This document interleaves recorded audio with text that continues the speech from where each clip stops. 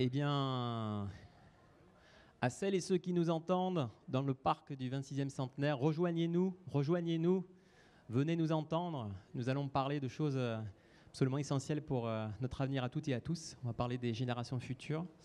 Rejoignez-nous, entendez-moi. Merci Stéphane. Et pour se lancer sans plus attendre, donc je suis Nicolas Loubet de la Fabrique des communs pédagogiques. Je me suis beaucoup investi depuis les tout débuts de l'association, à une époque où nous étions enfermés dans nos appartements. C'était au moment du confinement, et avec cette obligation morale, pour ainsi dire, en tant que papa, en tant que parent d'élève et en tant que citoyen, de trouver des solutions de circonstances pour assurer une continuité du service public de l'éducation. Et l'un dans l'autre, si on est rencontre, c'est parce qu'on va discuter aujourd'hui de la démocratie avec les enfants, avec différents regards qui vont se croiser. J'aimerais juste dire en préambule que cette table ronde est un moment de croisement et un début de conversation. Donc je dirais qu'il y a une forme de frustration avant l'heure. Nous n'irons pas jusqu'au bout et je nous invite à garder le contact. Croisement de génération, croisement de mode d'agir, croisement de culture politique. Et je pense que sans plus attendre, on va pouvoir commencer avec, dans l'ordre, à ma gauche, Abel, qui a beaucoup été investi dans le mouvement Youth for Climate et qui est investi dans une dizaine d'associations. Il aura l'occasion d'en parler. Dominique, c'est bien ça. Véronique, autant pour moi, qui a été institutrice toute sa vie, sauf erreur de ma part, qui a été directrice d'école en maternelle, en primaire, en Seine-Saint-Denis, et qui nous racontera effectivement ses luttes, ses combats. Alain, qui est à ma droite, qui a été, sauf erreur, avocat de métier pendant un certain moment et qui est investi dans DEI, Droit des enfants international. Et enfin, à ma droite, Enora, de Les Enfants s'organisent, qui est surtout agissant en Auvergne-Rhône-Alpes et en particulier à Lyon, Villeurbanne, si je ne me trompe pas, et Grenoble. Voilà. Nous avons un micro qui va se passer de main en main et tout simplement pour faire connaissance un peu entre vous, même si vous avez déjà eu l'occasion de papoter, et notre public, je propose de nous raconter un peu quel était votre parcours de vie en quelques minutes, d'où vous parlez et qu'est-ce qui vous a amené effectivement à un moment donné, je dirais par frottement, par percussion, à rencontrer la question d'un droit des enfants, un environnement sain et durable. Voilà. Je t'en prie Abel, si tu peux te présenter. Alors du coup, je m'appelle Abel Jedon et j'ai commencé assez tôt mon engagement. Les premiers souvenirs que j'ai, c'est quand j'avais 5 ans et que j'ai refusé de manger tous les produits qui contenaient de l'huile de palme parce que j'ai appris que ça avait un impact sur les écosystèmes. Et puis ça s'est rapidement agrandi avec différents engagements associatifs, d'abord dans le secteur de la protection animale à la SPA. Et puis à 12 ans, j'ai créé une junior association, donc une association pour les mineurs, qui à partir de 11 ans peuvent créer un projet avec ce dispositif de junior association, et c'est ce que j'ai fait. Et avec quelques amis, on a commencé à récupérer des reptiles abandonnés.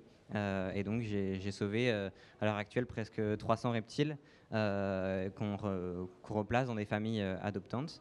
Et donc j'ai commencé comme ça un peu l'engagement et j'ai rapidement fait le lien entre la protection animale et puis la protection des écosystèmes plus largement.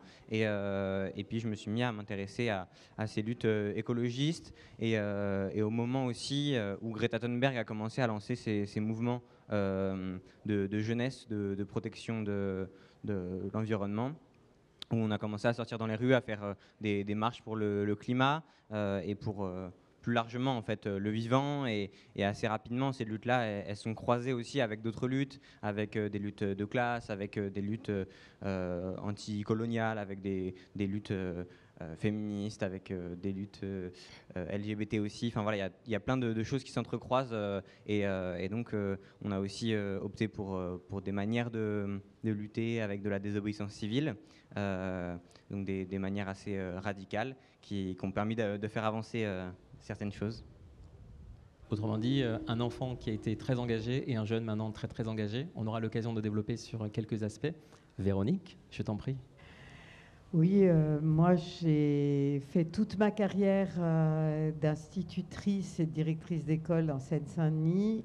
J'ai été 7 ans directrice d'une école maternelle à Bobigny, puis 20 ans directrice d'une école élémentaire. Et j'ai toujours été militante syndicale, militante associative, militante des droits de l'enfant. J'ai été à la direction de l'ECCE 93 de l'organisme des coopératives scolaires. et je suis militante à l'ICEM Pédagogie Freinet. Donc, il s'est trouvé que dans cette école où j'ai travaillé pendant 20 ans, qui était une école en REP plus ZEB, zone sensible, zone violence, zone de redynamisation urbaine, ZLURP et autres couches qu'on remet sur les écoles, s'est trouvé pris dans une gigantesque opération de rénovation urbaine qui est toujours en cours à Bobigny. Bobigny est en train de devenir Gotham City. Je vous encourage à y aller parce que c'est un musée de l'erreur architecturale, Bobigny, à ciel ouvert, et qui est totalement gratuit. Et donc, il y avait de très, très grandes tours de 18 étages. Mon secteur scolaire était exclusivement composé des grandes tours de 18 étages de la cité Karl Marx. Et une partie de ces tours ont été broyées et concassées. Pour préserver les habitants, la concasseuse a été mise près de l'école, puisque les enfants ne sont pas des habitants. Et nous avons vécu avec les élèves pendant 10 ans cette opération qui n'est toujours pas finie. Je tiens à le dire, c'est les élèves qui sont dans l'école actuellement sont toujours au milieu de cette opération. Et donc, j'ai découvert à cette occasion qu'il n'y avait pas de CHSCT pour les enfants. C'est-à-dire que lorsque vous êtes salarié, vous pouvez faire appel à un CHSCT pour dire les conditions de respiration des poussières ne sont plus acceptables. Vous ne pouvez pas le faire quand vous êtes un enfant, ni quand vous êtes un fonctionnaire. Le CHSCT de l'Éducation nationale ne correspond qu'aux travailleurs des rectorats et des directions départementales. Il ne permet pas aux employés des écoles de déposer plainte et d'exiger leur relogement. Nous, on nous a dit, vous avez 16 classes, vous êtes une trop grosse école, on ne peut pas vous reloger ailleurs. Et donc, on a tout fait sur place. Voilà. Je viens témoigner de ça. Et beaucoup plus, parce qu'on a un peu de temps pour développer certains aspects clés de vos engagements et de vos parcours. J'ose dire qu'il y a des enjeux de résistance, de militance, parfois des oppositions qui peuvent être fortes, des questions de rapport de force. Mais sans plus attendre, Alain, même question, d'où viens-tu et qu'est-ce qui t'a amené effectivement à cet enjeu des droits de l'enfant pour un environnement sain et durable? Alors moi, je suis avocat à Paris depuis plus de 50 ans, donc c'est dire, je suis retraité actif, c'est-à-dire c'est une catégorie un peu spéciale, ça me laisse pas trop de temps, mais je me suis intéressé depuis une bonne dizaine d'années à DEI, qui est la Défense des enfants internationale, une section française. Et DEI a pour objet de faire connaître et appliquer la Convention internationale des droits de l'enfant. Et je me suis rendu compte que la Convention internationale des droits de l'enfant était un outil juridique extrêmement puissant et que l'on pouvait s'en servir dans toutes sortes de situations. Je pense qu'on en reparlera tout à l'heure. Et que ça permettait d'être important. Puis on m'a demandé, DEI siège au Haut Comité de la famille, de l'enfance et de l'âge que préside Sylviane Jampineau, elle m'a demandé de faire un papier sur les responsabilités autour de l'école. Il y a, pour le rapport il y a 2 ans, et j'étais allé à l'Assemblée générale de la FAPEDA et quelqu'un m'a dit, mais pourquoi est-ce que c'est si difficile d'ouvrir un terrain d'aventure près d'une école? Et donc, j'ai pensé que c'était un sujet intéressant. Et donc, j'ai orienté mon papier sur le terrain d'aventure auprès de l'école. Pourquoi est-ce que c'est si difficile et comment on peut utiliser la FSID pour faciliter l'ouverture du terrain d'aventure? C'est-à-dire comment est-ce qu'on va pouvoir casser les pieds au maire, au recteur, à l'inspection d'académie, au préfet, que sais-je encore, pour que l'on puisse obtenir l'ouverture du terrain d'aventure. Alors, en réalité, la Convention des droits de l'enfant, je vais pas être trop long, mais la Convention des droits de l'enfant, c'est un peu la Déclaration des droits de l'homme appliquée aux enfants, 1989, ONU, tout le monde signe. Tout le monde ratifie après, sauf les États-Unis. Il n'y avait déjà pas Trump. Mais bon, dans la Convention des droits de l'enfant, on va trouver un certain nombre d'articles importants, ou plus ou moins importants, qui vont parler de choses qui se rallient. Il n'y a pas marqué terrain d'aventure dans la Convention des droits de l'enfant, soyez rassurés. Il y a juste marqué que l'article 6 donne, par exemple, un droit inhérent à la vie et au développement. On peut rapprocher ça du terrain d'aventure. L'article 24 qui parle du droit à la santé. L'article 28 et 29 qui disent, par exemple, qu'il faut inculquer à l'enfant le respect du milieu naturel. Et l'article 31 qui parle du droit au repos et au loisir, de se livrer aux jeux et à des activités récréatives propres à son âge et de participer librement à la vie culturelle et artistique. Quand on rejoint ça à l'article 3, qui vous dit que l'intérêt de l'enfant est un intérêt supérieur et qu'il doit être pris en compte le plus sérieusement possible par toutes les autorités qui soient, vous pouvez avec ça aller voir le recteur, aller voir le proviseur, le maire, qui vous voulez, en leur disant « vous devez nous laisser ouvrir, à nous permettre d'ouvrir un terrain d'aventure parce que c'est un intérêt supérieur de l'enfant » selon la Convention internationale des droits de l'enfant, qui a une force supérieure à la Constitution française. Voilà, je m'arrête là pour l'instant. Merci Alain pour ce premier topo.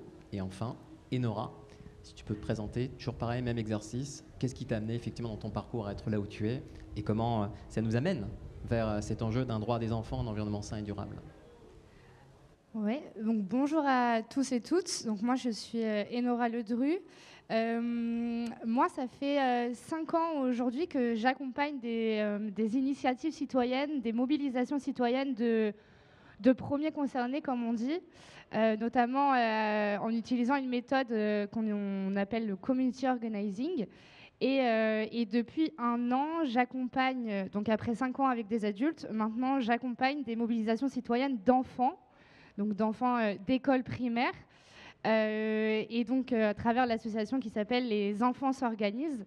Très rapidement, l'association, en fait, elle a un peu 2 objectifs. C'est à la fois faire expérimenter la démocratie à travers la pratique à des enfants et en même temps impliquer, montrer que les enfants peuvent être impliqués dans les décisions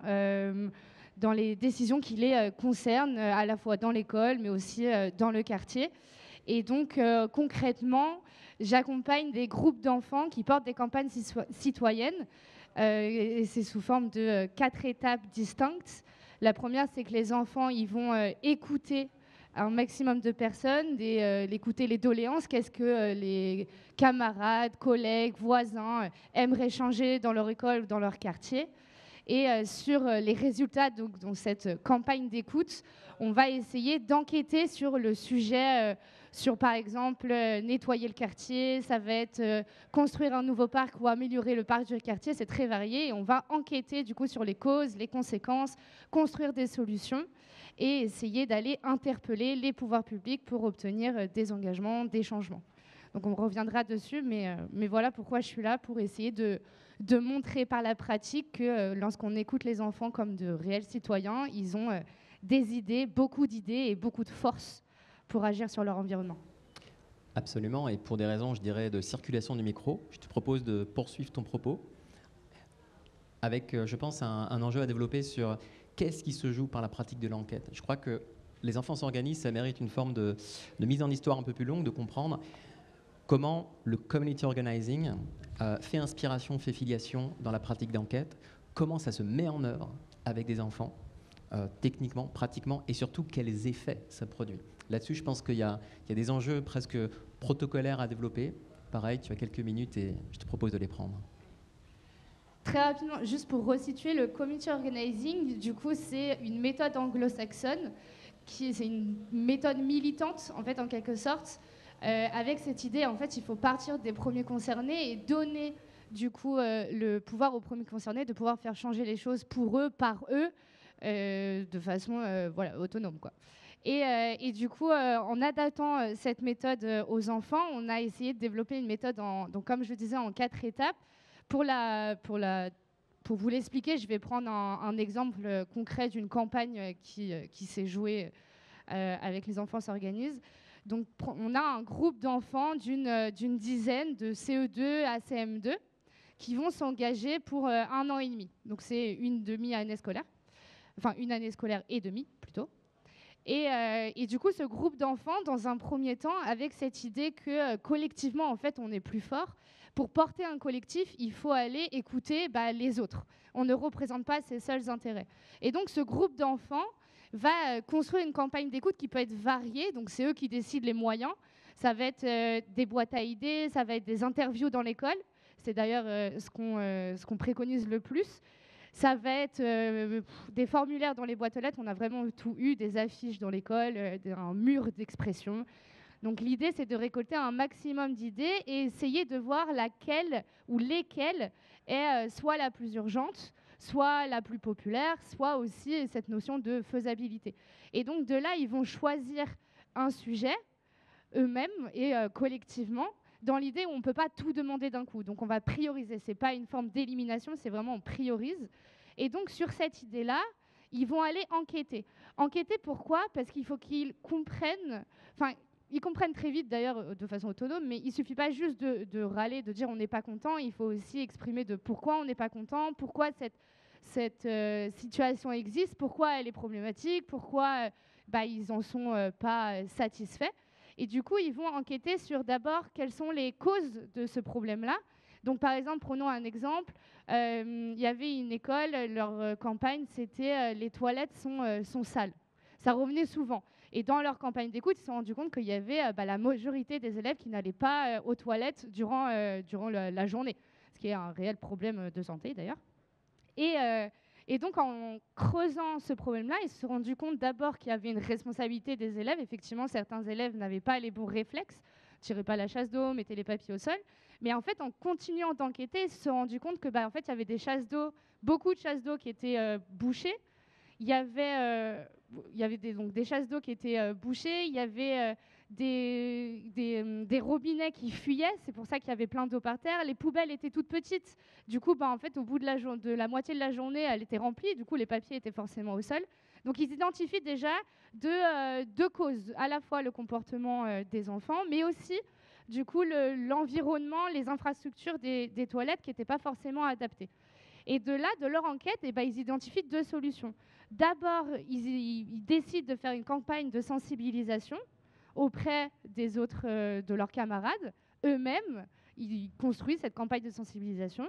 Et à côté, ils vont essayer d'aller interroger, et c'est là aussi l'enjeu de l'enquête, c'est sortir de son propre prisme et essayer d'aller interroger tous les acteurs qui gravitent. Donc là, dans cet exemple-là, c'est les agents d'entretien, et là, en l'occurrence, c'était aussi la gardienne. Donc ils sont allés l'interroger pour comprendre pourquoi les toilettes sont bouchées régulièrement, pourquoi c'est pas réparé, etc. Ce qui a du coup en plus créé de la confiance et un dialogue qu'il n'y avait pas forcément entre des enfants et des adultes qui communiquent jamais finalement entre eux. Donc ça a créé en plus un nouveau lien. Et du coup, ils ont pu construire des solutions et une demande légitime, construite, auprès des responsables. Donc là, on appelle ça un responsable de secteur qui, a pu identifier ces problèmes-là, et ils ont pu, les enfants eux-mêmes, négocier des nouveaux aménagements pour les toilettes. Donc débouchage de certaines toilettes, remplacement de robinets, de mémoire. Et ça a permis très rapidement d'améliorer la situation. Donc cet exemple de campagne montre bien que d'abord, on écoute un problème qui correspond à qui répond à un problème collectif. L'enquête a permis de comprendre les causes, les conséquences, les solutions, de permettre de montrer qui a la responsabilité de ce problème, mais aussi de solutions possibles. Et ça a permis aux enfants de se réapproprier un espace où ils avaient l'impression qu'ils n'avaient plus la main dessus, se réapproprier un lien avec des adultes qui ne connaissaient pas forcément. D'ailleurs, dans cet exemple-là, la gardienne a vu très rapidement les améliorations dans les toilettes. Les enfants ont gagné en respect envers cette gardienne qui, des fois, ne la voyait même pas. Et ensuite, ils ont pu porter leurs demandes auprès d'adultes encore plus haut et encore plus loin d'eux, qui est le responsable de secteur, qui est un agent municipal.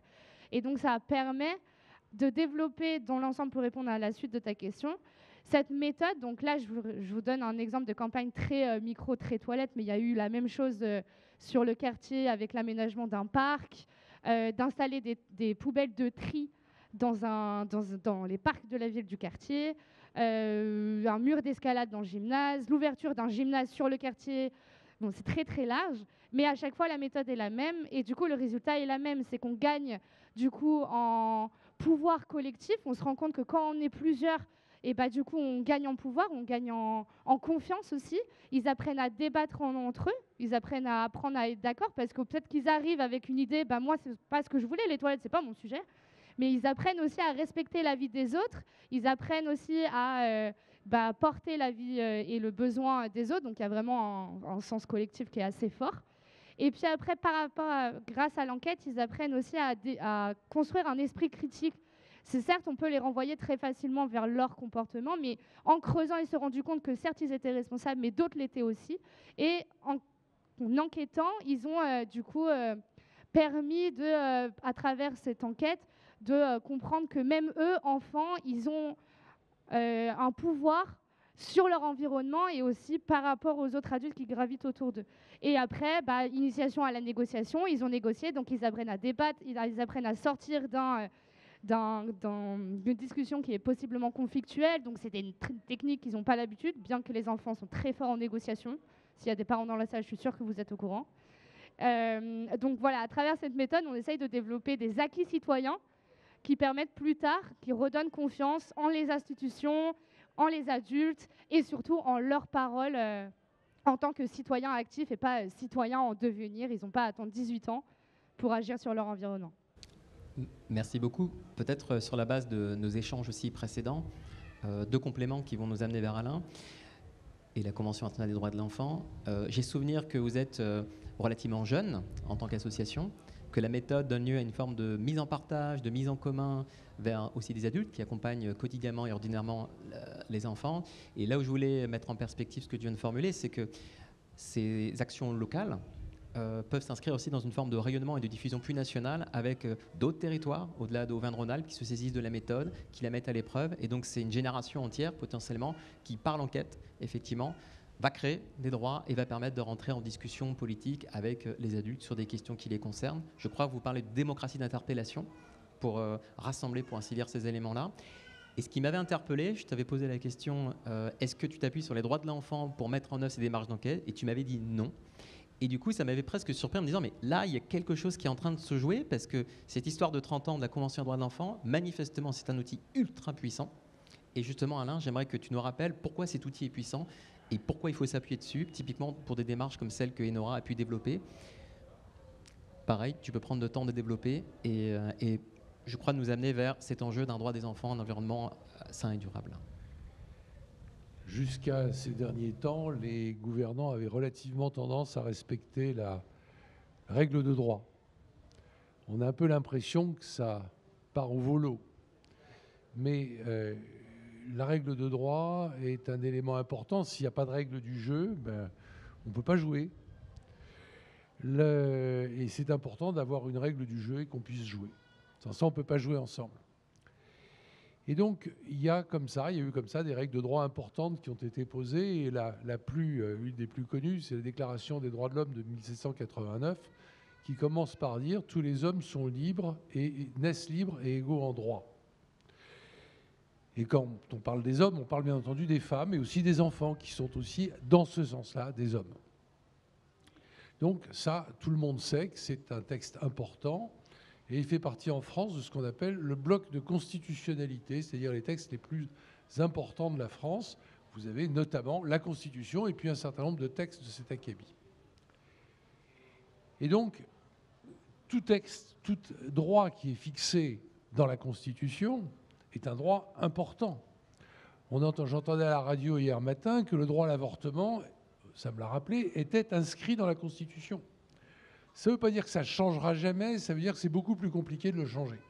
Mais au moins, la règle du jeu en France, c'est qu'on a le droit à l'avortement. Et bien de la même façon, les droits des enfants, ils font partie non pas de la Constitution, non pas du bloc de constitutionnalité, mais c'est un traité international Et l'article 55 de la Constitution dit que les traités internationaux ont une force supérieure à la loi interne. Alors c'est souvent discuté sous condition de réciprocité.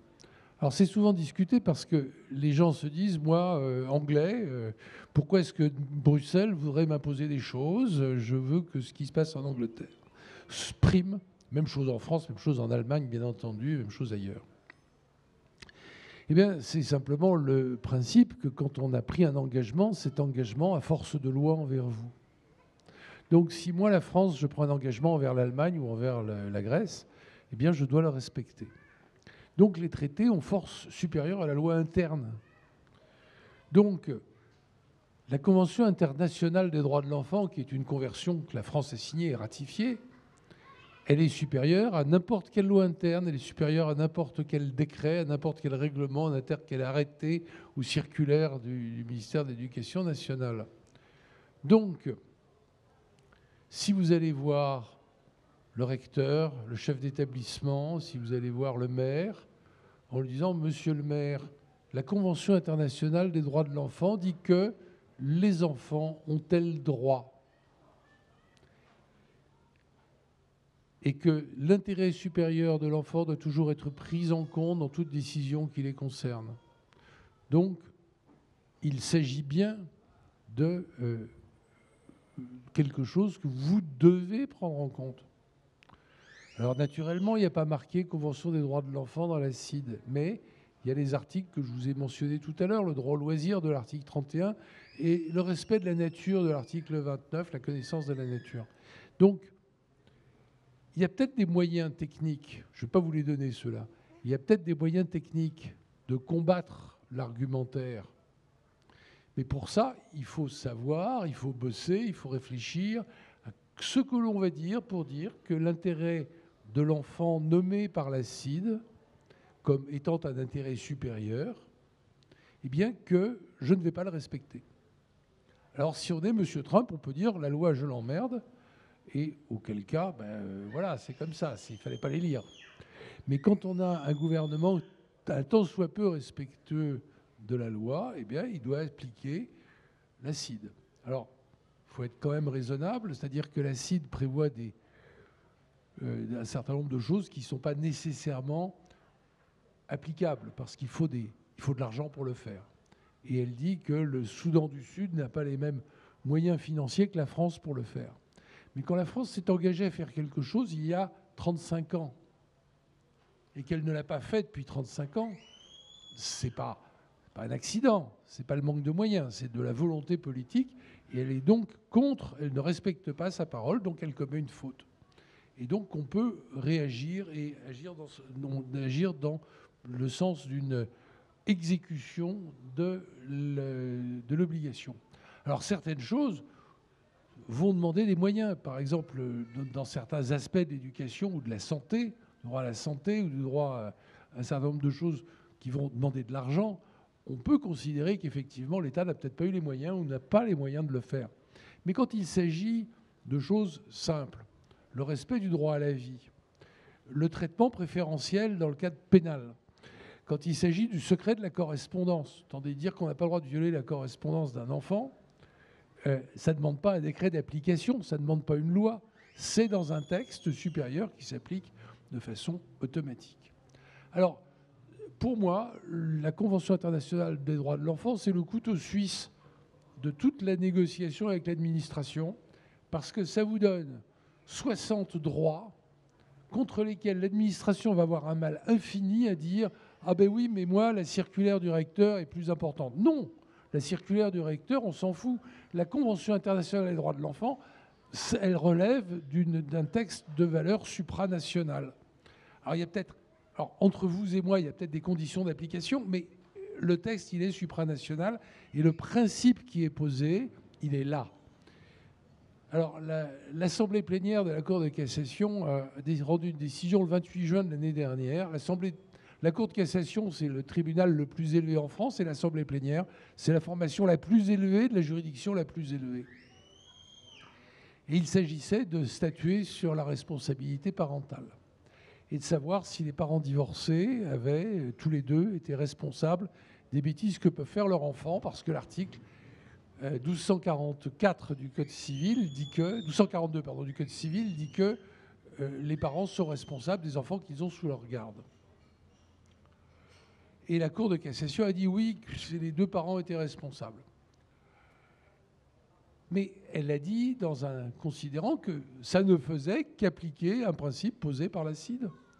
C'est donc bien, clairement, c'est la 3e fois qu'ils disent quelque chose de ce genre, que la Convention internationale des droits de l'enfant est un texte qui a une valeur fondamentale et que les principes qui y sont posés, comme la Déclaration des droits de 89, les principes qui sont dans la CIDE sont plus nombreux que la Déclaration de 89 parce que le temps a passé, que le pays s'est enrichi, qu'on a plus de choses, que le monde s'est enrichi et qu'on a pris des...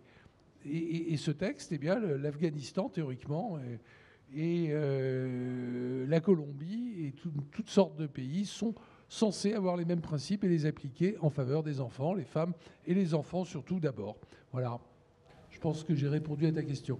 Tu as donné, pardon, et ça permet d'avoir une petite transition micro, tout un ensemble de points de repère. Peut-être préciser, et ça sera développé plus tard, qu'il y a quand même tout un travail aussi d'acculturation, de repopularisation, de republicité de cette convention. La Fabrique des communs pédagogiques, très tôt dans son histoire, s'est rapprochée de DEI. Et c'est clairement quelque chose de fondateur et de structurant dans toutes les actions que mène cette association. Les droits de l'enfant traversent ces rencontres. Ils sont visibles, ils surgissent à tout un ensemble d'endroits. Je pense que cette explication est assez essentielle. Mais je crois qu'on a fait peut-être encore un peu la moitié du chemin et qu'avec Véronique, on va être capable aussi de comprendre que dans ton propre parcours, à un moment donné, il a fallu se rapprocher de ce type d'association comme DEI pour passer des formes d'obstacles qui paraissaient indépassables. Et je pense que, grosso modo, il faut nous parler de 2007, Nicolas Sarkozy, cette époque où, en tant que directrice, tu t'es confrontée à des situations très difficiles. Est-ce que tu peux parler de cette histoire ? Alors, moi, je vais revenir sur une première chose, c'est-à-dire que très souvent, les gens qui se font élire ne se font pas élire sur le programme qu'ils vont faire. C'est-à-dire que, par exemple, j'aimerais bien voir quelle est la municipalité qui se fait élire sur « Votez pour nous, les toilettes des écoles seront propres ». Je vais juste reprendre ce que disait la copine tout à l'heure, à savoir que quand vous votez au municipal, en général, il y a une liste qui dit « Tous ensemble pour notre ville » et la liste d'en face dit « Vive notre ville ». Et à chaque fois, on vous dit « Votez pour moi » et si vous votez pour moi, la ville de Trifouilly-les-Cormeilles sera merveilleusement bien. Mais jamais on vous dit, quand vous allez dans une station, une aire d'autoroute, et que vous allez aux toilettes, vous avez une liste de nettoyage. Je vous encourage à lire, parce que vous verrez que sur cette liste de nettoyage, les toilettes de l'autoroute sont faites toutes les heures. Ce n'est pas que les adultes sont plus propres que les enfants. Ils pissent à côté encore plus que les enfants. Mais les toilettes sont faites toutes les heures. Demandez à l'école de votre enfant combien de fois par jour les toilettes sont nettoyées. Et là, vous allez découvrir que dans une école ou dans un collège de 700, en Seine-Saint-Denis, les collèges sont toujours 700. D'accord ? Dans un collège de 700, les toilettes sont faites 2 fois par jour. En imaginant que les enfants pissent 3 fois par jour, vous avez donc 2100 pipis qui sont tombés dans 22 toilettes. Évidemment que c'est sale. Et ce n'est pas la responsabilité des enfants. C'est déjà la responsabilité des gens qui ont voté. Et qui ont voté pour des gens qui n'ont jamais fait une profession de foi en disant « Votez pour moi, il y aura un centre de santé où on pourra exercer le droit à l'avortement. Votez pour moi, vos enfants auront des toilettes propres parce que j'embaucherai suffisamment d'agents. » Voilà. Moi, je peux vous dire que les agents de service de l'école, depuis, j'ai arrêté de travailler en 2019, de 2010 à 2019, il n'y avait plus aucun remplaçant. Jamais. quand sur les 9 agents de l'école, 8 étaient malades, le dernier agent ne pouvait juste matériellement pas nettoyer. Juste matériellement pas, parce qu'une école à 16 classes, qui font chacune 65 mètres carrés, avec 4 escaliers et 5 classes de toilettes, et une cantine qui mesure 600 mètres carrés, eh bien, juste, c'est pas possible. Personne ne peut le faire. Aucun être humain ne peut le faire. Jamais la municipalité n'a dit dans sa profession de foi, votez pour nous, il n'y aura plus de remplaçants quand les agents de service seront malades. Et donc, la question de la Convention internationale des droits de l'enfant, elle est là. Elle n'est pas, est-ce qu'elle existe? Oui, elle existe. On va même vous la donner. Il en a apporté plein, vous allez tous repartir avec. Mais qu'est-ce qu'on fait, nous, pour la faire appliquer? Est-ce que je continue à voter pour des gens qui disent « Votez pour moi, Trifouny-les-Cormeilles sera la plus belle ville ». Votez sur des engagements et après, faites-les respecter.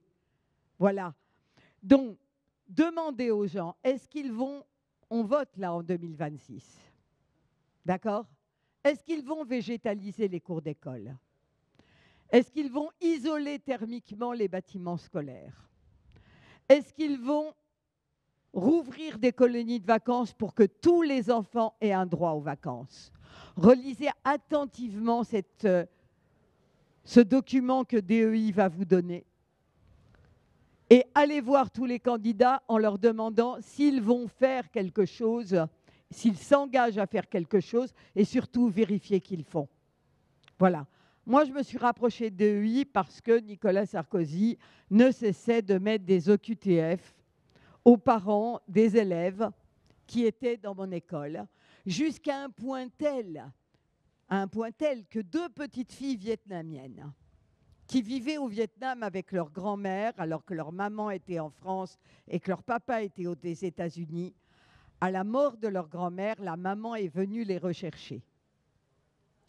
Évidemment, pas dans des situations régulières. Eh bien, le gouvernement français a décidé de renvoyer des petites filles de 6 et 8 ans au Vietnam, dans un pays où il n'y avait plus ni leur mère, ni leur père. Et là, je me suis dit, mais c'est pas possible. Il y a bien une convention internationale des droits de l'enfant qui dit qu'on peut pas. On ne peut pas. Non seulement on ne peut pas le faire humainement avec simplement la réflexion de n'importe quel être humain disposant d'un cerveau, mais puisque je suis gouvernée par des gens qui n'ont pas de cerveau, il doit bien y avoir un texte de loi qui l'interdit. Et c'est ça qui m'a fait me rapprocher de DEI. Parce qu'à un moment, effectivement, on peut avoir sa rancœur et sa colère, mais c'est utile d'avoir un texte de loi pour dire « Ah non, non, non, non, non ». Ah non, non, non, moi j'ai vu, il y a un texte de loi qui dit « Vous ne pouvez pas séparer un enfant de ses parents ». Voilà, vous ne pouvez pas le vendre, vous ne pouvez pas l'envoyer tout seul dans un avion. Tout ça, c'est juste interdit par la loi. Et donc, ça a été un moyen de s'opposer. Mais quand les toilettes sont sales, la première chose à se poser, la première question à se poser, c'est pas est-ce que les élèves ont sali, c'est combien d'élèves sont passés. Parce que chez vous, on est d'accord, minimum 1 fois par semaine, vous nettoyez les toilettes. Et pourtant, minimum, hein, j'ai dit minimum. D'accord? Et pourtant, vous êtes 4, vous êtes 2, vous êtes 3. Imaginez un instant que dans les toilettes de chez vous passent 58 personnes pendant une récréation. Ben, évidemment, vos toilettes sont dégueu. C'est juste normal. C'est juste normal qu'il faille les renettoyer. On n'a pas à mettre en accusation les enfants. Il faut inventer des problèmes de maths. Ça sert à ça, les maths, à calculer combien de fois on peut aller aux toilettes sans qu'elles soient salies. Faites l'expérience chez vous. Si vous ne lavez pas les toilettes pendant 15 jours, ça va faire 58 passages. Regardez dans quel état c'est. Vous allez voir, ça va être très moyen. On doit avoir des textes de loi. Mais n'oubliez jamais que les textes de loi ne servent à rien si personne n'est là pour exiger leur application. Et la première chose à exiger, c'est d'arrêter de voter pour des candidats qui mettent leur gueule en 3 mètres sur 4 avec un mot d'ordre qui ne dit rien, mais d'exiger d'avoir des professions de foi sur des engagements vérifiables par l'ensemble des conseils d'école. Et faites-vous élire dans cette conseil d'école. Mettez de l'ambiance. Merci beaucoup, Véronique. Je pense que ça étaye et ça permet de faire comprendre en quoi la Convention internationale des droits de l'enfant, c'est un outil qui est extrêmement puissant et qui doit continuer à vivre, qui doit continuer à être connu et qui doit aussi rencontrer, je pense, je le formule en ces termes, les mouvements sociaux. Et notamment les mouvements sociaux dont les enfants, les jeunes sont les premiers acteurs. Là-dessus, Abel, je pense que tu as des choses à nous raconter. C'est pas anodin, cette année 2019 que tu as évoqué aussi, Véronique, c'est un moment où, souvenez-vous, c'était le pic d'une forme de mobilisation dont Greta Thunberg a été une forme de figure. Et c'est aussi cette année qui a vu pas mal de jeunes, je ne sais pas si c'est par centaines de milliers, mais en tout cas, il y en a beaucoup à travers le monde qui sont allés dans la rue, qui ont pris des pancartes, qui ont exigé effectivement, de la part notamment des États, de garantir leur futur. Est-ce que tu peux nous raconter ce parcours et qu'est-ce que ça a changé pour toi et qu'est-ce que ça construit comme humanité avec les enfants? Effectivement, il y a eu ce gros appel dont je parlais tout à l'heure de Greta Thunberg qui a vraiment lancé quelque chose d'assez fort avec ses mots aussi, avec cette force qu'elle a eue et elle a pu mobiliser beaucoup de jeunes d'un coup. Et donc ces jeunes-là, ils se sont mobilisés pendant des années, ils sont encore mobilisés aujourd'hui. Les luttes, elles ont aussi évolué. C'est vrai qu'on voit moins de marches pour le climat, etc. Mais en fait, on retrouve les mêmes personnes aujourd'hui, des luttes comme lutte pour la Palestine, par exemple. Et c'est assez fort et c'est juste des personnes qui ont été politisées à ce moment-là et des jeunes, et même des très jeunes qui allaient dehors et qui criaient juste pour la préservation de la vie sur Terre, tout simplement. Donc ces jeunes-là, en fait, ils sont retrouvés face à un mur. Et si on reprend l'exemple des règles du jeu avec les lois, en fait, parfois les règles du jeu, elles sont juste injustes. Et quand on a des règles injustes, en fait, on est obligé de tricher. On est obligé de tricher pour rendre le jeu juste. Et je pense que c'est ce que beaucoup de jeunes ont fait dans ces luttes écologistes en utilisant de la désobéissance civile. C'est de tricher à ce jeu qui est injuste et qui est vraiment dramatique pour même pas l'avenir en fait. On parle souvent de l'avenir à horizon 2050, à horizon 2030. En fait, c'est maintenant. C'est maintenant qu'il y a des gens qui ne peuvent plus vivre à des endroits parce que le climat devient trop chaud. C'est maintenant qu'il y a des espèces qui disparaissent. Et donc, il faut arrêter de parler dans le futur, pour les générations à venir. C'est maintenant tout de suite et c'est extrêmement pressé. Et on n'a pas le temps d'attendre que ça évolue tout doucement. Non, c'est vraiment extrêmement pressé. Et si on ne met pas dès à présent des mises en place et des choses pour stopper net ce capitalisme qui est fou et qui s'emballe, on va vraiment avoir de sérieux problèmes demain et jusqu'à dans 10 ans, et ça va être de pire en pire. Donc voilà, ces modes d'action-là, ils ont été pris pour ça. Et ils ont une importance vraiment clé. Et voilà, moi, je me suis beaucoup investi là-dedans, mais ça entraîne beaucoup de choses parce que forcément, on se heurte à la loi et aussi à des répressions en fait qui nous empêchent de faire ces actions-là, et notamment des répressions policières qui sont assez fortes sur les jeunes, avec une domination et une prise de pouvoir des autorités qui est déjà assez forte sur la population et sur les personnes qui luttent, mais encore plus sur des enfants qui ont cette position minoritaire dans la société. Et donc il y a des violences qui sont assez fortes, qui sont aussi mêlées à d'autres dominations, que ce soit misogynes, que ce soit des propos homophobes, etc. Et donc toutes ces choses-là, on les subit en tant que jeunes. Et donc on doit aussi s'approprier le droit, savoir à quel moment on dépasse la limite du droit, pourquoi on le fait et qu'est-ce qu'on risque. Et voilà, c'est pas des actions qui sont faites du jour au lendemain sans penser à rien. Et c'est souvent ce que les opposants politiques à ces actions-là vont vouloir faire dire, notamment les grandes entreprises et ce que les policiers nous disent très clairement en face. C'est vraiment des actions qui sont réfléchies et on sait ce qu'on risque, on y pense, on y réfléchit avec des avocats avec lesquels on travaille et donc on y va en pleine conscience et en limitant au maximum les risques, mais en ayant le plus d'impact possible sur ce capitalisme qui est extrêmement dangereux et dont il faut se méfier grandement. Ce qui m'avait aussi, excusez-moi, interpellé dans la préparation, et ça va, je pense, nous amener vers la dernière partie de cet échange qui, encore une fois, ouvre des perspectives, c'est le sentiment que ça risque d'être de plus en plus difficile dans les temps qui viennent. Voilà. Et moi, c'est ce que j'ai ressenti en vous écoutant, et que les enfants vont faire, et les jeunes vont faire l'expérience d'un monde de crise. Et quelque chose qui m'avait interpellé, notamment dans les écrits que Alain a pu aussi me partager, c'est que la crise du climat, la crise du vivant, c'est aussi une crise de l'enfant, c'est aussi une crise des droits de l'enfant. Et simplement, puisqu'on a peu de temps, mais qu'on se projette vers l'avenir, j'aimerais, en tant que lanceuse et un lanceur d'alerte, vous écouter sur comment vous voyez la suite, en fait. Vers où ça va? C'est-à-dire que si effectivement l'éducation au dehors se démocratise, si effectivement on réactive des pédagogies actives dans leur diversité, quelque chose qu'on retrouve régulièrement, j'en ferai promotion d'aucune, si on croise des réseaux, on fait des coalitions, qu'est-ce que ça dessine comme monde et quelle démocratie effectivement devant nous? Donc c'est un petit exercice de projection. Comme Véronique et Alain vont nous quitter dans pas très longtemps, je vous propose effectivement de vous donner la parole, et en particulier Véronique, je crois que on peut le dire, tu t'es intéressée à la condition des jeunes filles, et je pense que là-dessus, tu as des choses importantes à nous raconter. L'éducation dehors et les filles, c'est quoi les enjeux et vers où ça va? Voilà. Alors, on va dire que pour moi, il y a deux choses qui sont très importantes. La première, c'est que l'éducation des enfants soit une éducation au monde réel. Ce n'est pas la pédagogie du dehors au sens d'aller dans la nature, voir les petites fleurs.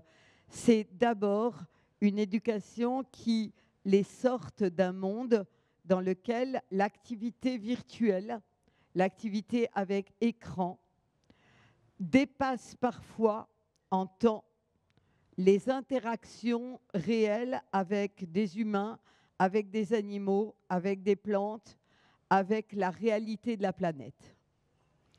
C'est particulièrement vrai pour les filles qui, partout dans le monde, sont de plus en plus enfermées, y compris en France. Regardez les squares autour de chez vous, vous serez frappés. Regardez et comptez. Allez au square à 19h. Regardez et comptez. Allez dans les cités. Regardez le film de Ladjili et regardez les scènes d'extérieur du film. Vous serez frappés.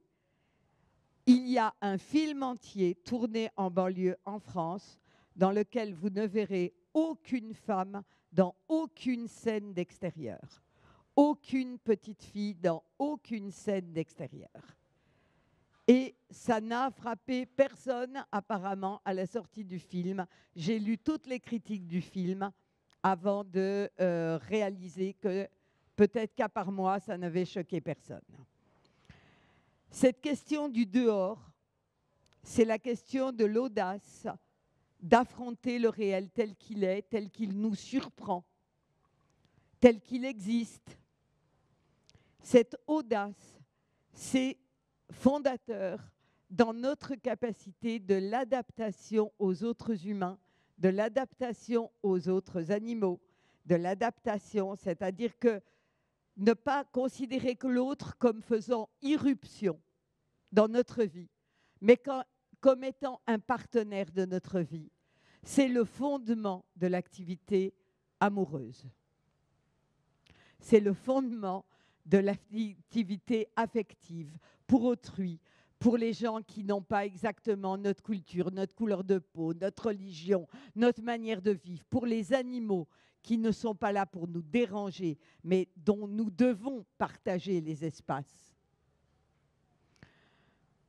Ce n'est pas la pédagogie du dehors, c'est l'acceptation de la rencontre avec l'autre tel qu'il existe.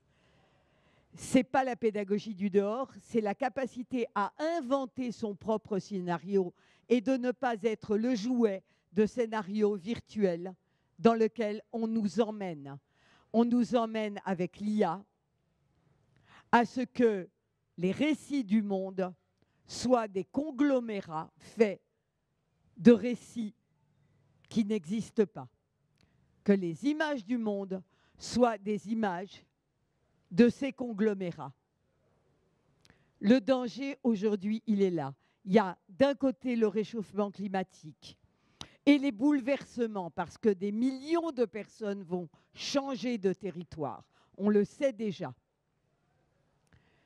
Est-ce qu'on va les laisser se noyer dans la Méditerranée en leur interdisant de nous rejoindre? Il y a des millions de personnes, aujourd'hui des milliers d'enfants qui meurent sous nos yeux à Gaza dans l'indifférence générale. C'est cette capacité de l'émotion au monde. C'est ça la pédagogie du dehors. Et je voudrais alerter sur le fait de ne pas laisser à la foi d'être le dernier rempart de l'émotion. Nous devons défendre une capacité laïque, partagée entre tous, à l'émotion du monde.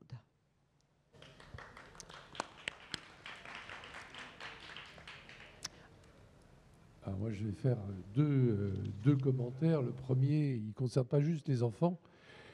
C'est que mais les enfants sont des hommes, comme le dit la déclaration de 89. C'est qu'un certain nombre de gens pensent à un réchauffement climatique de 1,5 degré, c'est pas grave. Mais est-ce que vous imaginez vivre avec une température de 38,5 ? Votre température normale est à 37. Est-ce que vous imaginez vivre tout le temps à 38,5 ? Je pense que ça vous posera un problème.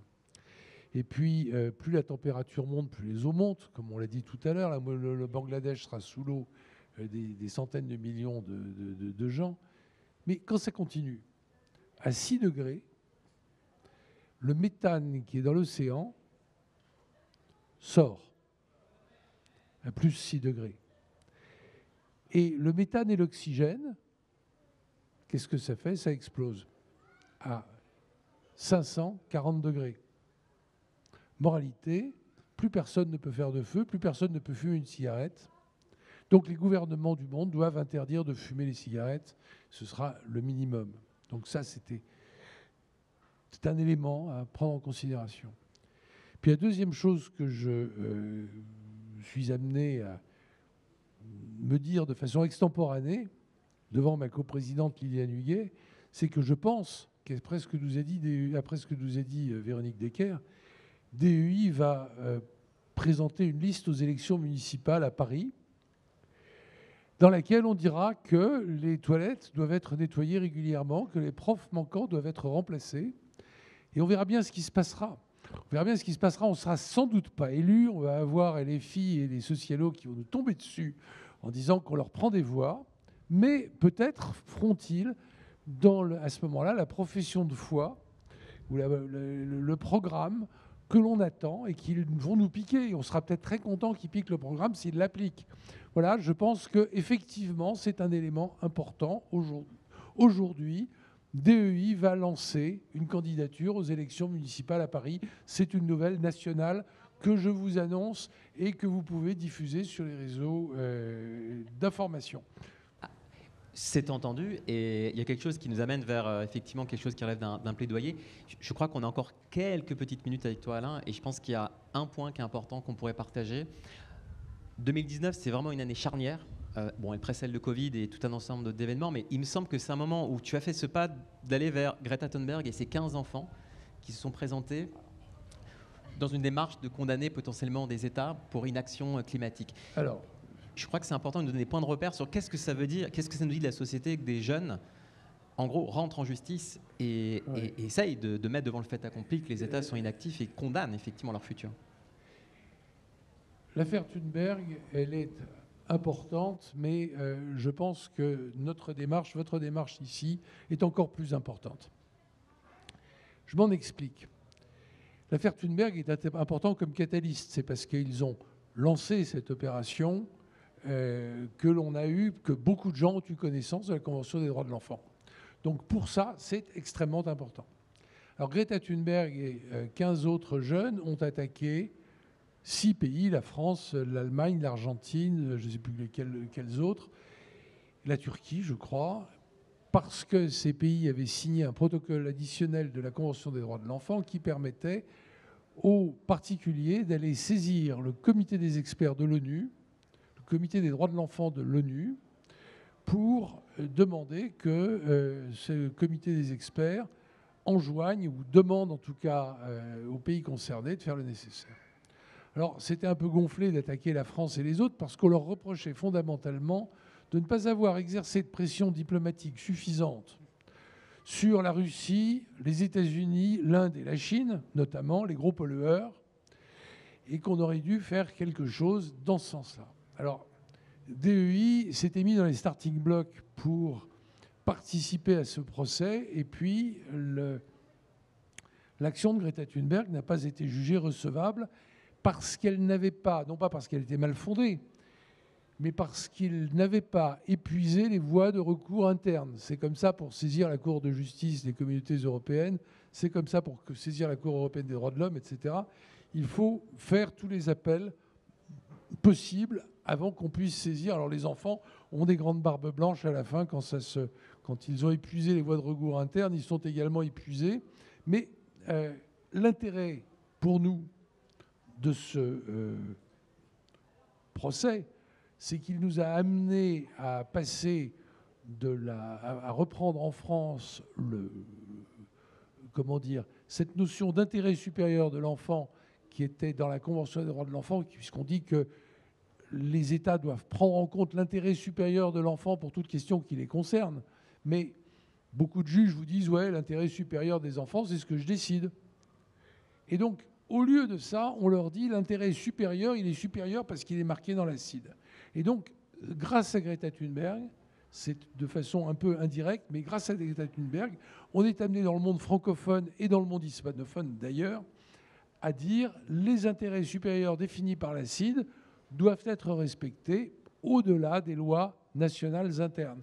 Et donc, on a, grâce à ça, et grâce à Greta Thunberg que l'on salue ici, réussi, même si elle n'a pas réussi elle a réussi son coup médiatique incontestablement, et elle a réussi cette diffusion que nous relayons aujourd'hui en vous disant vous avez les moyens, quand vous vous adressez aux administrations qui s'occupent d'enfants, d'utiliser 50 ou 60 moyens qui sont dans l'acide, et vous trouverez sur notre site un index avec beaucoup de choses. Il n'y a pas tout, vous ne trouverez pas tout, mais vous trouverez 2 pages. Alors, ça existe. On l'a ici, il y a une page recto verso en tout petit caractère. Et puis, le texte de l'acide expliqué aux enfants est ici. Celui adressé aux enfants est ici. Vous en avez un certain nombre qui sont sur on peut les faire passer peut-être d'ailleurs. Et donc, je pense que Greta Thunberg nous a effectivement donné un coup de boost pour appliquer les droits des enfants tels qu'ils sont définis par la Convention internationale. Voilà. Merci infiniment Alain. Je crois que votre train vous attend et que tu vas nous quitter. Mais on a encore un peu de temps pour discuter et entendre Enora et entendre Abel pour poursuivre cette conversation. Merci beaucoup. Alors, je pense que Liliane Huguet, qui est coprésidente de DEI, va pouvoir prendre le relais efficacement. Absolument. Et je t'invite à nous rejoindre, Liliane, si ça va. Merci. Et bien Alain, tranquillement, on te laisse cheminer. Merci de ta présence avec Véronique et ses rencontres internationales droits de l'enfant. Je tiens à dire à titre plus personnel que ça nous a beaucoup musclés, ça nous a beaucoup réencapacité et ça montre à quel point l'éducation dehors s'inscrit dans un contexte social, politique, culturel et donc démocratique sur lesquels il va falloir se battre, il va falloir probablement lutter, parfois résister, parfois s'opposer et que c'est bien ça effectivement qui nous concerne dans ces rencontres.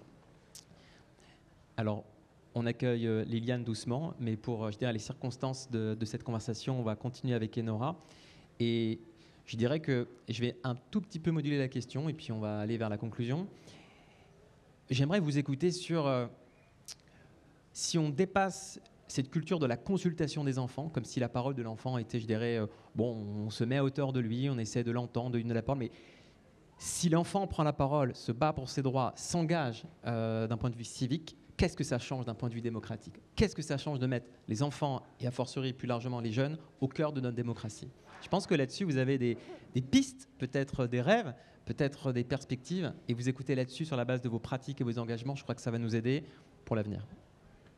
Ouais, déjà, j'aimerais bien rebondir sur tout ce qui a été dit, parce que je pense que ça renvoie, et c'est un lien avec ce que tu viens de me poser comme question, c'est que les enfants sont... On parlait tout à l'heure de différentes formes de discrimination, et il y en a une aussi qui touche directement les enfants, c'est l'agisme.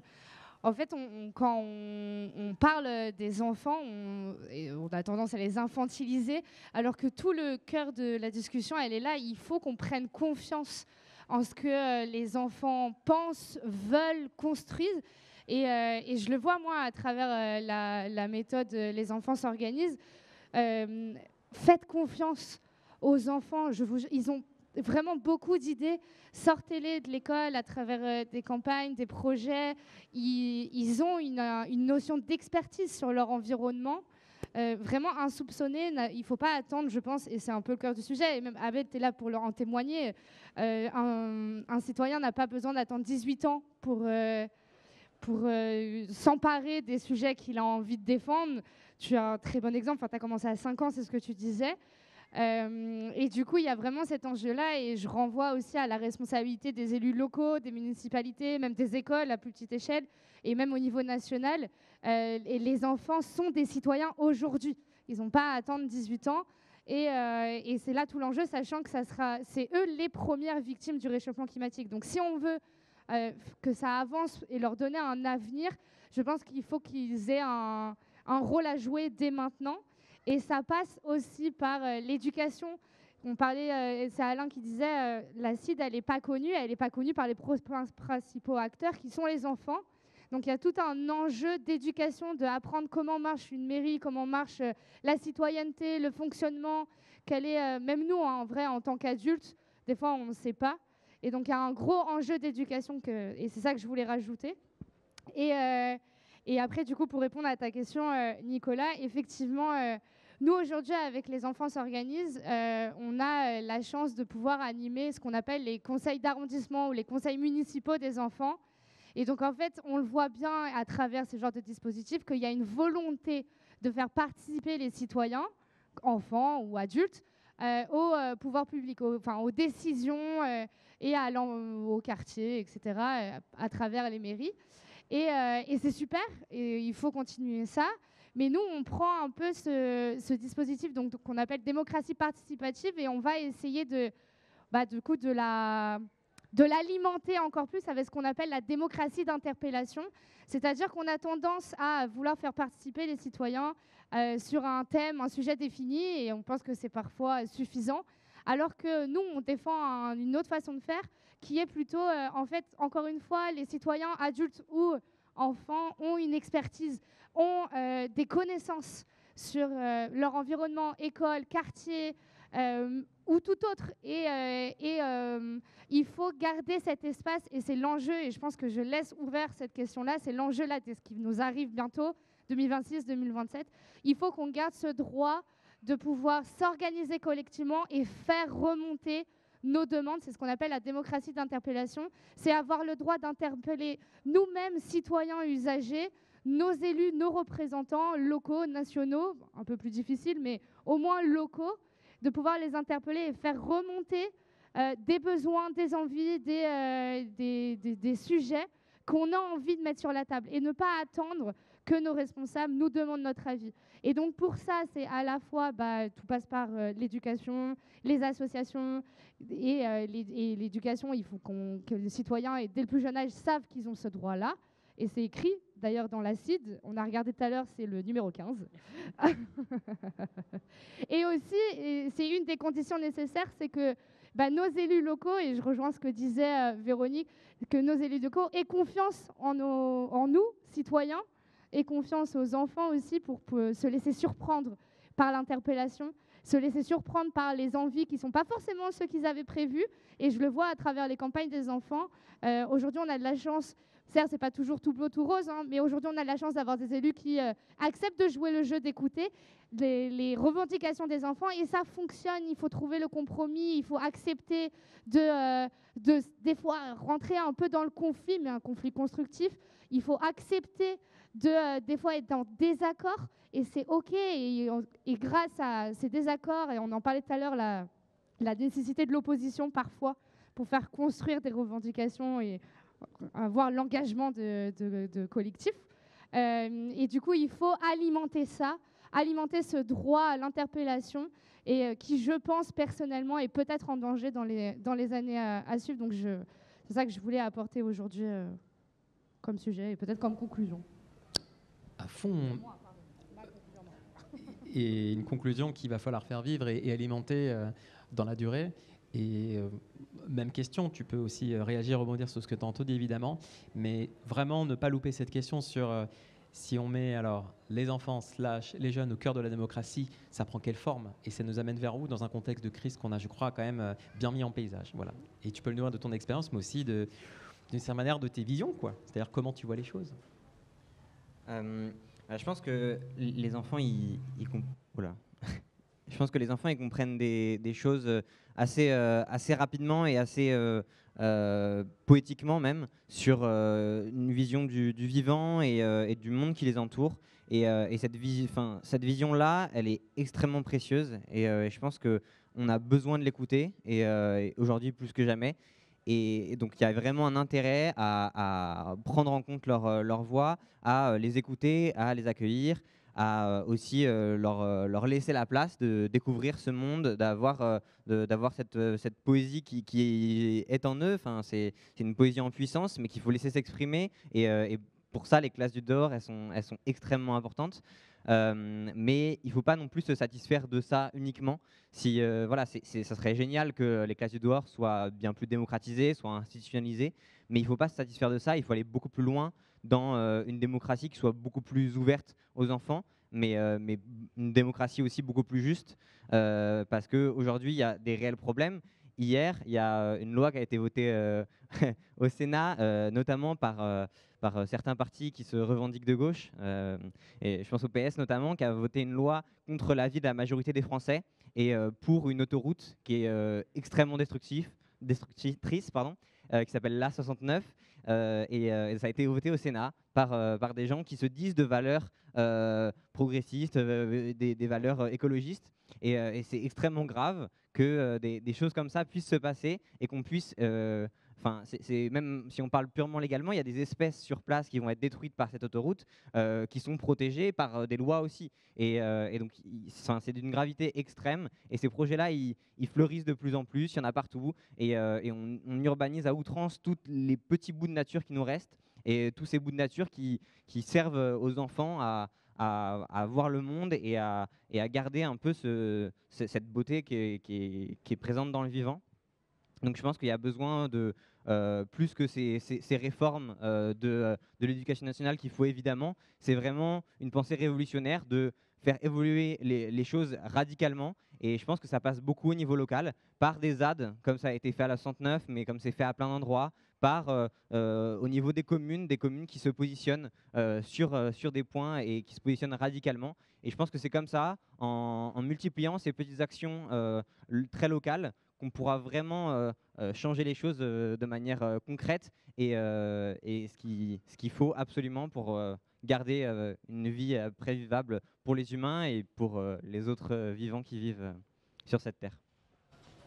Merci beaucoup, et ça m'inspire petit à petit, ce qui nous amène à une forme de conclusion. C'est que moi, ce que j'entends, c'est que si effectivement, à l'image de ces rencontres depuis 2 ans, ressurgissent de façon impressionnante des pratiques du dehors, dans plein de configurations différentes, on a une génération de jeunes, alors notamment des enfants, mais plus largement, qui s'inscrivent dans un climat pré-révolutionnaire et qui prennent conscience, comme vous l'avez très bien expliqué, des désordres, des difficultés, des conflictualités, des empêchements, des injustices, parfois des trahisons, mais ça c'est moi qui le dis, je tiens à le dire.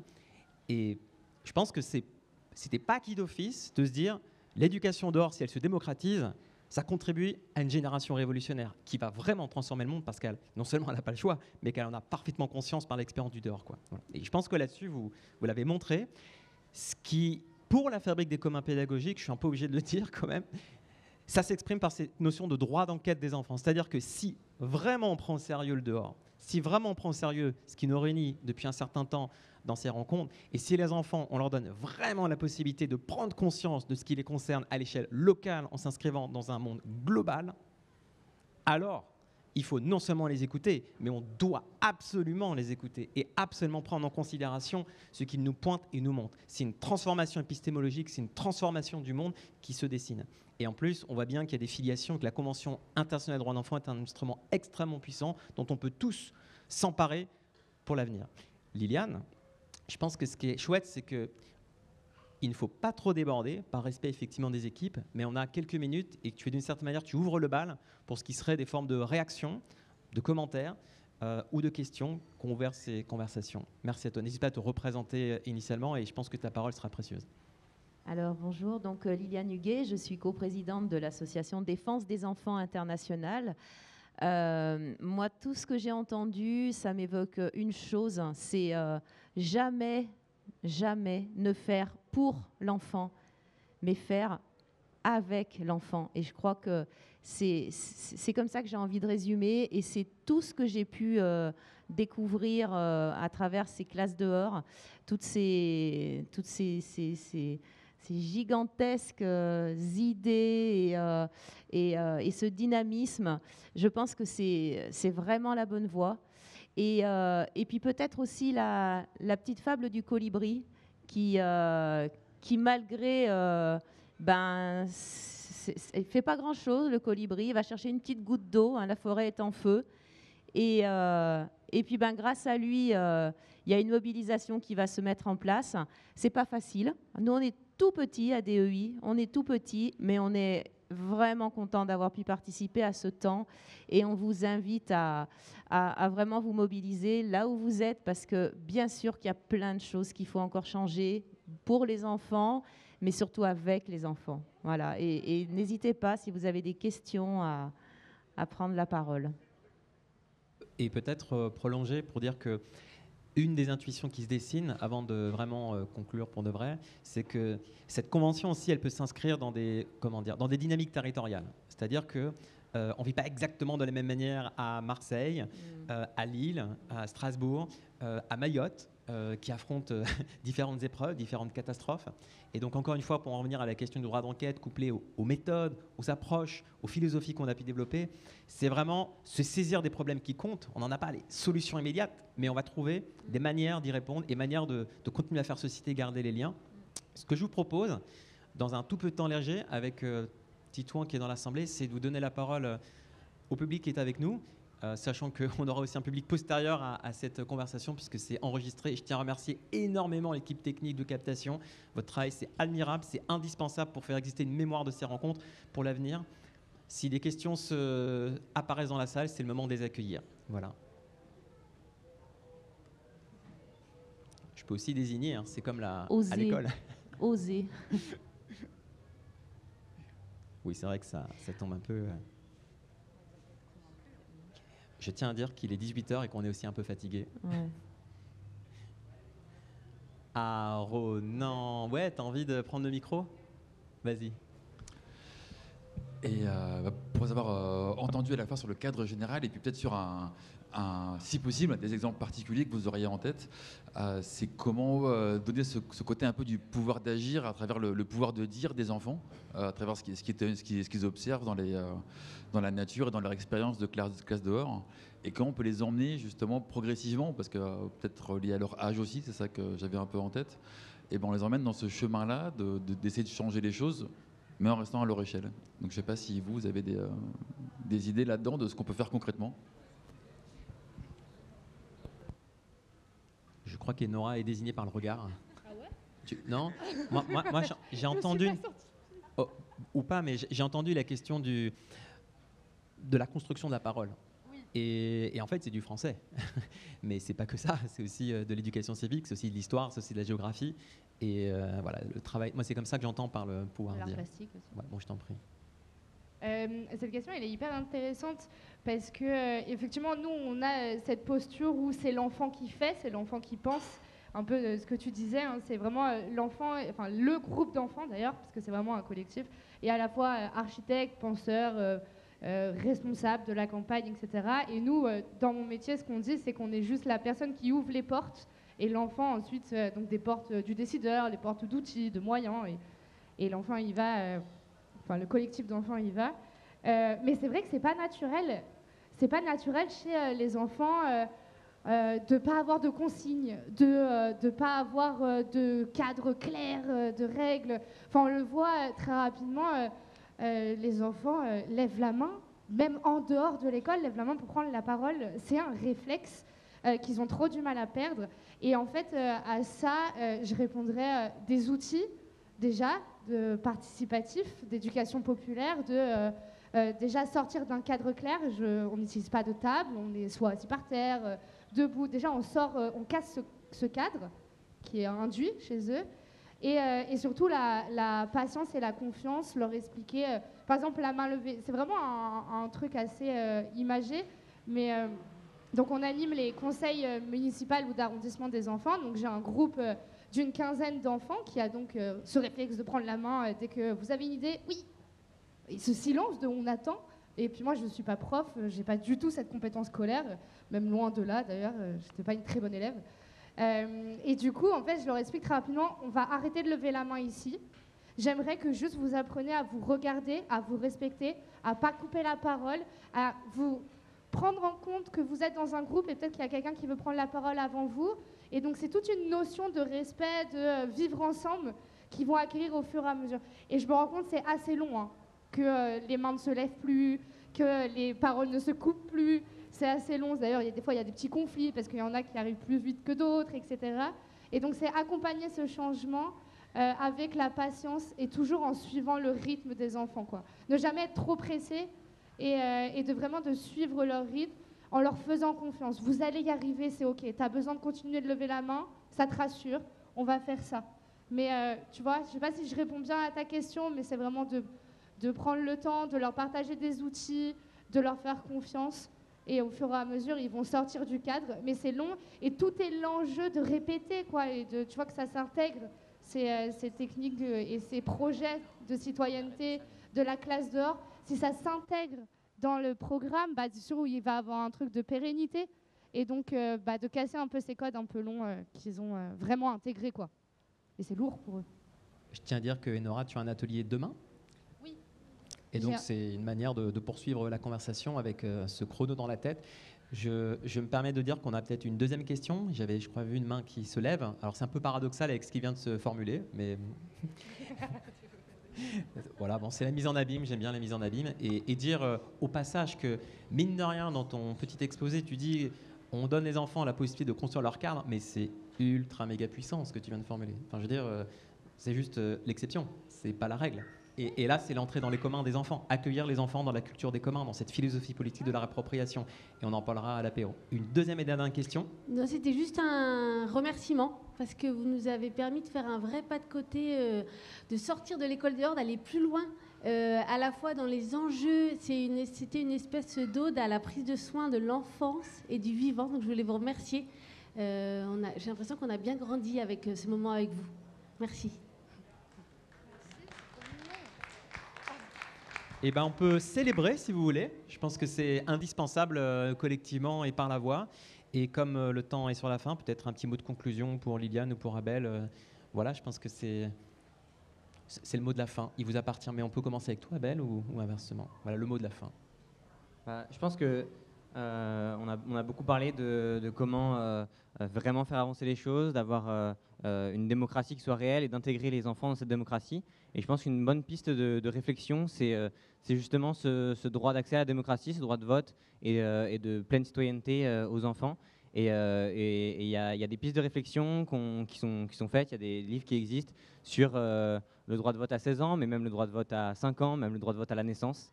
Et je pense que c'est des choses auxquelles il faut réfléchir et qu'on ne peut pas parler de vraie démocratie si on enlève une partie non négligeable de la société et tous les gens en dessous de 18 ans. C'est quand même assez horrible quand on y pense. Et donc quand on parle de majorité, à chaque fois qu'on voit des élections, bon, déjà, on ne parle pas de toutes les personnes qui ne votent pas et qui ne peuvent pas voter. Donc, ça n'a plus vraiment de sens de parler de majorité. Je pense qu'il faut vraiment réfléchir à ça. Et les enfants ont des choses à dire, ont des choses à nous apprendre. Et il faut vraiment en prendre conscience. Merci beaucoup. Eh bien, Liliane. Moi, pour aller vite, je dirais simplement qu'il faut vraiment croire aux rêves. Et c'est ça qu'on perd, en fait. C'est ça qu'on leur fait perdre à nos enfants, déjà dans l'école, dans l'école hyper normée, pas celle dont on a parlé tous ces jours, mais le rêve n'y est plus. Et c'est ce qui donne, ces enfants complètement perdus dans les réseaux sociaux, pour pas dire autre chose, dans les réseaux, tout court, je dirais. Et je crois que c'est tellement... c'était un moment magique de pouvoir rêver. Et il faut aller au-delà, quoi. Voilà, il faut aller au-delà de ce rêve, il faut y croire. Voilà, merci. Eh bien, merci beaucoup. Je crois qu'on est resté relativement raisonnable dans notre débordement du temps. Peut-être dire, non pas en mot de fin, mais on va dire en PS final, que par ailleurs, la Fabrique des communs pédagogiques, je tenais à le dire, avec le cabinet Adaltis, donc on s'est rencontrés via l'Alliance des avocats pour les droits de l'homme, eh bien, on collabore sur une note juridique sur les obligations des collectivités territoriales contribuant à garantir un droit à un environnement sain. Très concrètement, qu'est-ce que ça veut dire ? Ça veut dire qu'un ensemble de collectifs, avec la plupart du temps, c'est systématiquement des enfants, vont aller au-devant des collectivités pour les interroger sur leur conscience des obligations qui leur échoient. Ça touche aux documents notamment planificateurs, d'aménagement, d'urbanisme. Certains vont plus loin, posent des objectifs de qualité. Et donc, nous rentrons collectivement, et c'est une forme de suite des rencontres en enquête nationale, en l'inscrivant dans des réalités locales, et que l'éducation en dehors, encore une fois, c'est un levier ultra puissant pour mettre en œuvre ce type de démarche. Merci à vous, et belle suite des rencontres.